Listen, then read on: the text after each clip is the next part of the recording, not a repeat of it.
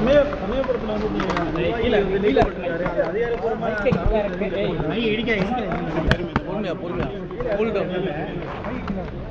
சொல்லுங்க.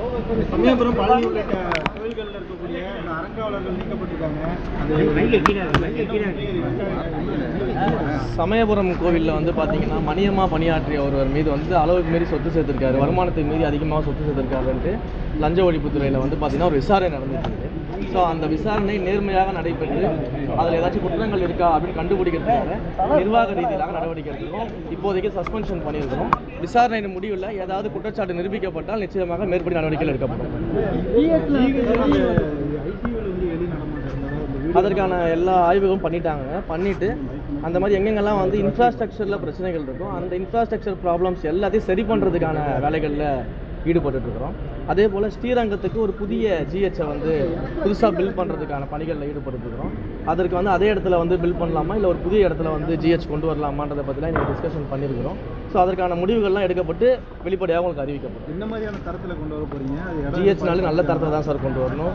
100% மக்கள் சிறப்பாக பயன்படுத்தக்கூடிய அளவுக்கு பல்லாண்டு காலம் நீடித்து நிலைத்து மக்களுக்கான எல்லா வகையான மருத்துவ வசதியும் கொடுக்கக்கூடிய அளவுக்கு அது கொண்டு வரப்படும். தலைமை அரசு மருத்துவமனை சரியான பராமரிப்பு அதுக்கு தான் அதுக்காக தான் இன்ஃப்ராஸ்ட்ரக்சர்ஸ் ஒர்க்ஸ் எல்லாம் ஸ்டார்ட் பண்ணிட்டு இருக்கிறோம்.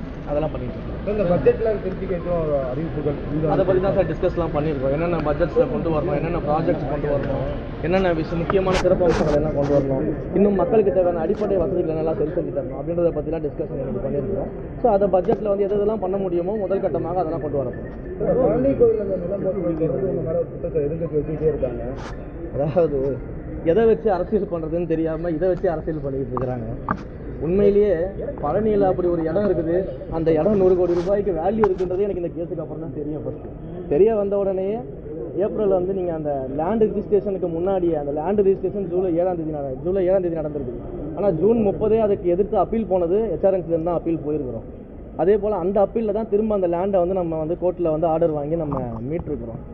அதே போல் சிபிசிஐடி வழக்கை நான் தான் முதலமைச்சர்கிட்ட சொல்லி இதை உடனடியாக சிபிசிஐடி வழக்காக மாற்றி விசாரிக்க வேண்டும். இதை விசாரித்து உண்மையான குற்றவாளிகள் யாராக இருந்தாலும் நிச்சயமாக தண்டிக்கப்படணும்னு சொல்லி கேட்ட உடனே மாண்புமிகு முதலமைச்சர் அவர்கள் வழக்கை சிபிசிஐடிக்கு மாற்றி சிபிசிஐடியில் ப்ரீலிமினரி விசாரணையெல்லாம் நடந்துகிட்டு இருக்குது. அதற்கான அறிக்கையும் அவங்க விரைவில் தாக்கல் பண்ணுவாங்க. குற்றவாளிகள் யாராக இருந்தாலும் நிச்சயமாக தண்டிக்கப்படும்.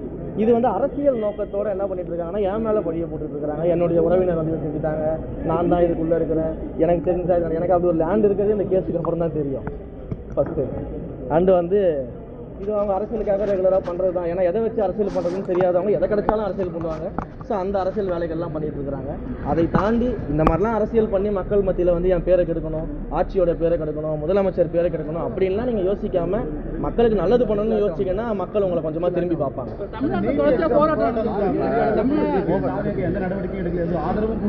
மிக தெளிவாக மாண்புமிகு முதலமைச்சர் அவர்கள் இது தொடர்பாக தன்னுடைய இணையதளத்தில் பதிவிட்டுட்டார்.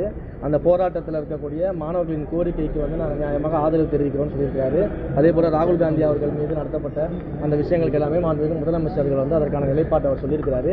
ஏற்கனவே நாங்கள் என்ன நிலைப்பாட்டில் இருக்கோம் இந்த நீட் தேர்வில், இந்த நீட் தேர்வை வந்து முற்றிலுமாக அகற்ற வேண்டும், அதற்கு கல்வியை மாநில பட்டியலில் கொண்டு வரணும், மாநில பட்டியலில் கொண்டு வரது தான் நிரந்தர தீர்வாக இருக்கும்னு அவர் சொல்லியிருக்கிறாரு. இது எல்லாமே அந்த நிலைப்பாட்டை மிக தெளிவாக நாங்கள் சொல்லியிருக்கிறோம். அதற்காக நான் முயற்சிகள் நிச்சயமாக ஈடுபடுவோம். அதில் எந்த விதமான மாற்று கருத்தும் கிடையாது. டெல்லியில் ஃபேர் நீட்டுக்காக போராடுறாங்க, இங்கே தமிழ்நாட்டில் நம்ம வந்து பேன் நீட்டு தான் போராடுறோம். அதுவும் இவங்க திமுக வந்து போராட்டத்தில் ஈடுபட்டிருக்காங்க. அது எப்படி பார்க்க? அதுதான் நாங்கள் தெளிவாக சொல்லிட்டோமே, நாங்கள் எங்கள் நிலைப்பாட்டை தான் சொல்லிட்டோம். நீட்டை வந்து நீட் வந்து தேவை கிடையாது, நீட்டை வந்து அகற்றணும் அப்படின்னு சொல்லிட்டோம். அது கல்வியை மாநில பட்டியலுக்கு கொண்டு வர எங்கள் முதலமைச்சர் தெளிவான விஷயங்களை சொல்லிட்டாரு. அதை தாண்டி வந்து தமிழ்நாட்டில் பொறுத்த வரைக்கும் வந்து மாணவர்களுடைய அந்த நோக்கத்தை நம்ம உண்மையிலே மதிக்கிறோம், மாணவர்களுடைய அந்த போராட்டத்தை நம்ம உண்மையிலே நம்ம மதிக்கிறோம். பட் சில பேர் இதுக்குள்ளே புகுந்து முதலமைச்சருக்கு எதிராக, முதல்வருக்கு எதிராக இதை வந்து திருப்பணுன்ற முயற்சிகளை ஈடுபட்டாங்கன்னா அதையெல்லாம் அரசாங்கம் வந்து எப்படி ஹேண்டில் பண்ணுமோ அப்படி ஹேண்டில் பண்ணுவோம். நன்றி. அதெல்லாம் முதலமைச்சர் சொல்லுவார். நன்றி. செய்திகளை உடனுக்குடன் தெரிந்து கொள்ள கீழ்க்கண்ட கேபிள் மற்றும் டிடிஹெச் நெட்வொர்க்குகளில் எம்நாடு செய்தி தொலைக்காட்சியை காணுங்கள். பாதகம் செய்பவரை கண்டால் நாம் பயம் கொள்ளலாகாது பாப்பா, மோதி மிதித்து விடு பாப்பா, அவர் முகத்தில் உமிழ்ந்து விடு பாப்பா. அண்மை செய்திகளை உடனுக்குடன் தெரிந்து கொள்ள இணைந்திருங்கள் எம்நாடு தொலைக்காட்சியுடன்.